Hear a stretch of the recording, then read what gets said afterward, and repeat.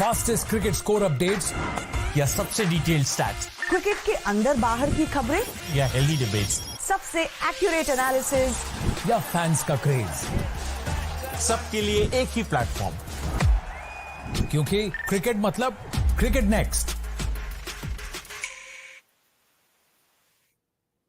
Hello and welcome to Cricket Next. I am Soumya Kapoor and here we are getting a big news, that big update that the 2024 T20 World Cup and 2025 Champions Trophy might see a change in the venues. And to talk more about it, I have with me Cricket Next correspondent Sahil Malhotra and Network 18 Group Sports editor K. Srinivas Rao joining me from London. Welcome guys, welcome to Cricket Next. Thanks, Soumya. Thanks, Soumya. To start with, I'll come to you, Srini sir. What do you make of this move? First of all, whatever we are hearing right now, the kind of changes in the venue. What do you make of this, and how big a blow is this for Pakistan? If at all. Well, I was reading Sahil's story, Sahil Malhotra's story on Cricket Next, News 18 Cricket Next, and well, the point that he makes, to me, they make a lot of sense. I'll tell you the reason why. Because I has been consistently reporting on these issues, and going by his own early reports, where he talks about the infrastructure that is available in US. Now we have read media reports where the US was going to host close to 17 or 18 matches. That's what was being talked about when the T20 World Cup in 2024 begins. So the question that I think everybody was asking, everybody actually know. I mean, Sahil Malhotra was asking was where exactly are you going to play these matches? 17 matches. I don't see any infrastructure there outside of Florida, and Florida is not even in contention for the ongoing Major League Cricket tournament that they are having. So where exactly is this infrastructure for them to host these matches? Now, what the other thing is that if they were to still continue with this World Cup in the Caribbean in 2024, and let's say they would say that, okay, since US is not in a position to host it, so let Caribbean host these World Cup matches, and let's leave US out of the plans.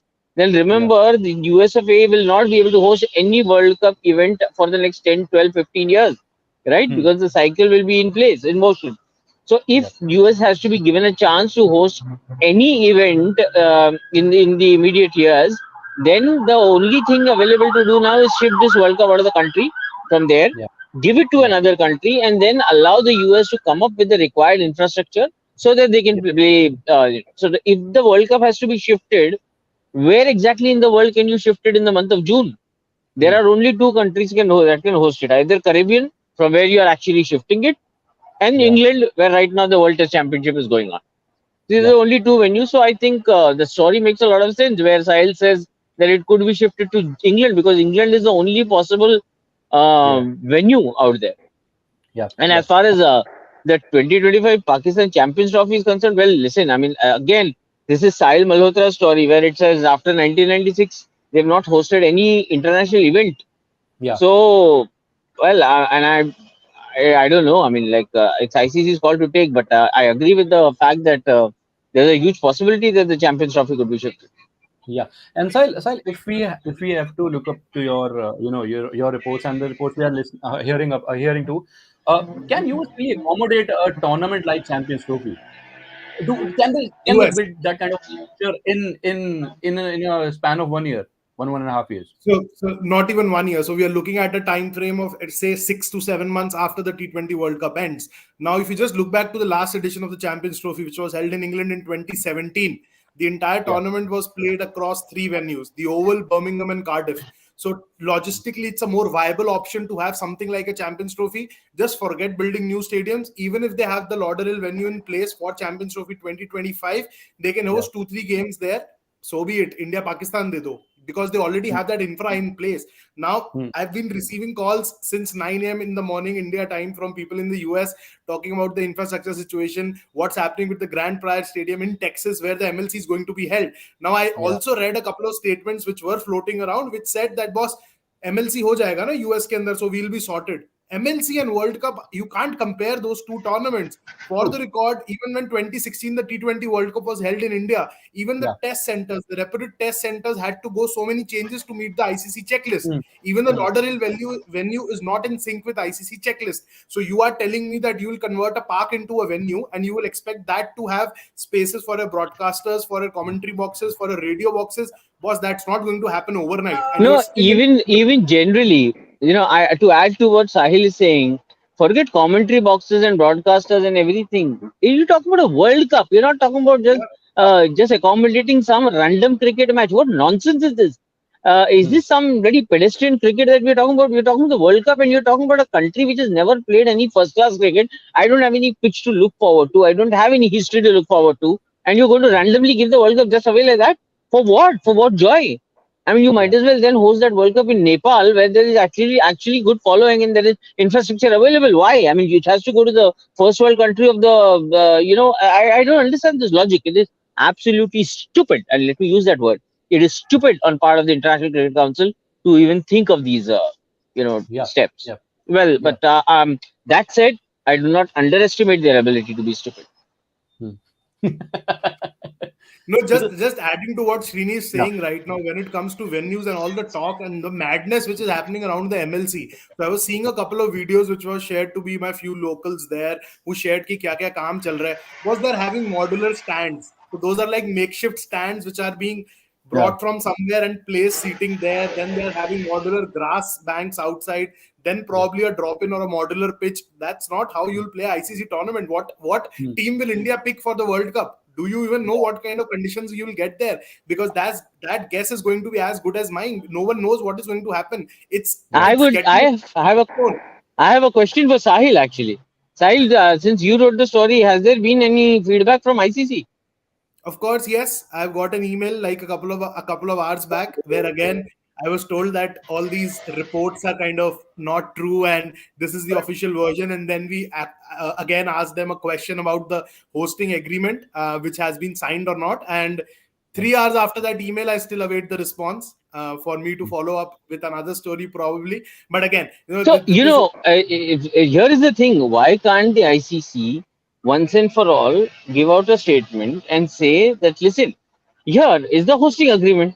We have decided and we have given the rights to Australia and the West Indies, and come what may, unless there is an earthquake or calamity or the aliens appear, we are not going to shift the World Cup out of the Caribbean. That's it. Just go put out a statement. No, we can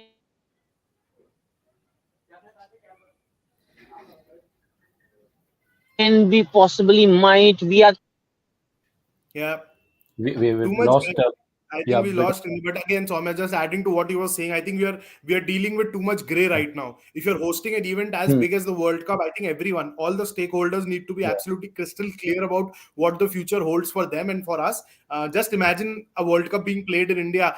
Just see the kind of work which is being done. Let's forget the fixtures bit because that's being debated a lot now. Ki fixtures release nahi hua. But just imagine a situation where you are hosting a World Cup in a country like India and you don't even know about the venues. That's the kind of situation which we're dealing with right now in the US. So you don't want that situation to happen, and that is not ideal for everyone, for all the stakeholders, for all the teams, for the officials back home in US. So if I did interview Dr. Atul Rai, that's there on News 18 Cricket Next, and who was the interim chairperson, and I spoke to a lot of office bearers who have been associated in some sort of capacity with the USA cricket, and they all were very categoric in their response when they said that infrastructure is going to be a mountain climb. It's going to be a very uphill climb. I'm just rephrasing that. It's going to be an uphill climb because there are no venues in place. Even the ICC inspection, which happened in December, I have some details of that inspection, and green areas were being inspected. So they were looking at green fields which could be converted into modular venues. So there was one venue in New Jersey, from what I learned. I haven't written about it yet, and this is the first time I'm talking about that venue. So there was a New Jersey venue which was being explored at for the World Cup, but for some reason that was kind of just dropped off the list. So, all these weird things have been happening, and they still don't have a CEO. They still don't have the structure in place. And even if ICC kind of decides to handhold everything, which they have been doing so far when it comes to US, they have been kind of controlling everything which has been happening in that part of the world. Even if they continue to do that, they can't just swing a magic wand and have the venues in place. If that is not going to happen, then as Srini said, and as I wrote, the sensible choice would be to give them a slightly trimmed version of a ICC event, which is a Champions Trophy 8-10 team event, which could be played Yeah. across like 3 venues, 2 in the Caribbean, 1 in the US. Everyone is happy, cricket is happy. Let better sense prevail, and let's not complicate matters any But further. you just mentioned everyone can be happy. Will Pakistan be happy with that kind of a decision? Srini, I would come to you for that first. Why Agree to not? I what? mean, take a monetary compensation for it. I would like Pakistan to host a tournament. There is no doubt about it. I would love it. Why not? I mean, I've been to Pakistan. As a journalist, I've been to Pakistan not once but twice, and Hmm. their enthusiasm for cricket is far supersedes a lot of other destinations that I have traveled to. And Yeah. there is no doubt that they are a country which is it has hosted a World Cup, obviously jointly hosted a World Cup with India in the past in 1996. So are they Yeah. capable of doing it again? Of course, why not? But the Yeah. point is that the fact of the matter remains that for 28, 27 straight years, you have not hosted a single tournament, right? So Yeah. for that, you need to go ahead and host an Asia Cup, which again I thought, if not this year, then next year the World Asia Cup will go to Pakistan. Why not? I mean, I would like to see that BCCI makes an effort to try and convince the Asian Cricket Council that that the Asia Cup should be hosted in Pakistan this year. Why not? I mean, it will be a great move. But that said, a tournament as big as the Champions Trophy, suddenly out of the blue, it's again a great risk, right? For now, you can take a monetary compensation for it, invest that money into infrastructure, better infrastructure, and then take Yeah. it forward. And in the next ride cycle, you'll always be kind of available to host another event. Yeah. Yeah. Sal, your take on this? How much Again, composition or what kind of composition? I agree on that, because I don't think Pakistan has that kind of leverage right now when it comes to hosting international games, because we are all seeing what's happening with the Asia Cup. Again, ambiguity continues, and I'll remind my readers we have another story lined up for the Asia Cup, which goes live tomorrow morning. So please tune into cricketnext.com, read that story. It has some details on the Asia Cup. Now, just keeping the Asia Cup aside, I think for right now to have international cricket in Pakistan, I think it will be everyone's dream. We as journalists would want to go there, and as we have been hearing from our seniors and people who have taught us the tricks of the trade, they have been like in awe of the culture there and how they kind of take cricket that seriously and that passionately. Everyone wants cricket to happen there, but until and unless some stability is kind of restored there and cricket actually happens at a very consistent rate, Yeah. one-off tours here and there, I think, are not going to help. And then the kind of Hmm. statements which we get from PSL teams too, who are kind of quote unquote contemplating moving the tournament to a neutral venue. I think those things won't help Pakistan cricket's cause to kind of host such major events in future. Having said that, I think monetary compensation is something which is being explored at right now. And I'll remind my readers again that these are still talks which are happening at a more primary level and a verbal level. We could see some concrete developments around this arrangement at the ICC annual conference in Durban later this year. So till then, I think we'll need to keep tracking this story from close quarters. And again, as things stand, the World Cup is very unlikely. You can hold me accountable for that, because I've been losing my sleep for the last 2 months over this now. The World Cup is very unlikely to happen in the US. That's it. Yeah, yeah. But Srini, I would just want to understand from you this compensation bit, right? How much of a composition is fine or is feasible for Pakistan?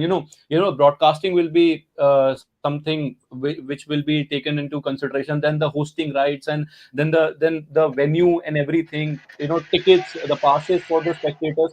How much of a composition would be good or would be logical for Pakistan for PCB? Right. So, okay. There is the hosting country Yeah. gets the hosting fees from the parent organization. The in exchange for this, whatever you can talk about, the gate money, local revenues, or whatever, even the central revenues that come from broadcast, revenues that come from central sponsors, everything goes to the ICC. And what ICC does is, in turn, it pays the hosting association a fee, to conduct the tournament. And well, it also becomes the hosting association, the hosting federation's responsibility to hand over a a good infrastructure to the ICC in time for the tournament to take place, right? So it becomes Pakistan Cricket Board's responsibility to ensure that the ICC has the needed infrastructure in place for the tournament to be hosted.